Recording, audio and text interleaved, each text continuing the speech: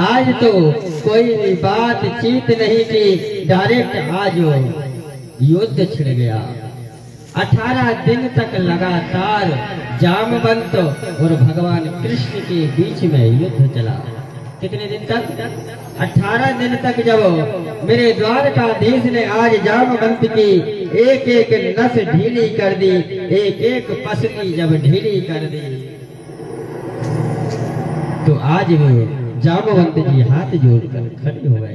प्रभु, मैं जान गया आप मेरे राम हो, आप मेरे श्री राम हो, मैं आपको पहचान गया, अब मुझे क्षमा कर दीजिए।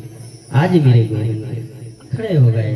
अच्छा, कहा प्रभु, आज मेरा आपने जो वरदान दिया था राम राज्य में, आज कृष्ण अवतार में आकर आपने पूर्ण कर दिया। मेरी माँ, जब श्री राम सभी अपने सेवकों को कहा, भैया आपने मेरी बहुत हेल्प की है, बहुत मुझे सहारा दिया है, अगर आप सब नहीं होते तो मैं अकेला क्या सीता को वापसी ला सकता था। अरे आप सबने मेरे कंधे से कंधा लगाकर मेरी सपोर्ट की थी। प्रभु ने कहा, सभी से कुछ ना कुछ सभी ने मांगा। जब जामवंत की बारी आई ना मेरी माँ, जामवंत ने कहा, प्रभु अगर मुझे देना है तो एक ही चीज दे दो। कहा, क्या चाहिए बताओ आप। कहा, इतनी बड़ी राम रावण का युद्ध हुआ, इतने उसमें सैनिकों धराशायी हो गए, एक से एक वीर मल्ल थे, पर उस सेना में मुझे मेरी टक्कर का कोई भी नहीं दिखा।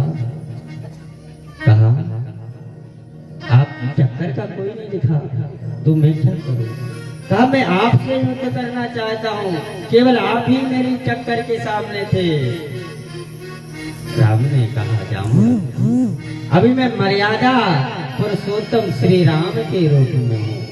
किसके रूप में हूँ? मर्यादा पुरुषोत्तम श्री राम के रूप में हूँ। जब मैं कृष्ण अवतार में आऊंगा, जब 16 कला पूर्ण ब्रह्म रहूंगा, जब मैं आपकी ये भी इच्छा अवश्य पूरी करूंगा। तो आज वही जामवंत जी महाराज मेरी माँ हाथ जोड़कर गोविंद के सामने खड़े हो गए। गोविंद के सामने खड़े हो गए और कहा, गोविंद कैसे आना हुआ? कितना इंतजार करते करते मैं बैठा हूँ कि मेरे गोविंद आएंगे, मुझे वचन दिया है गोविंद आएंगे। आज आपने मेरे मन की जो इच्छा थी, मुझे जो युद्ध करना था, आज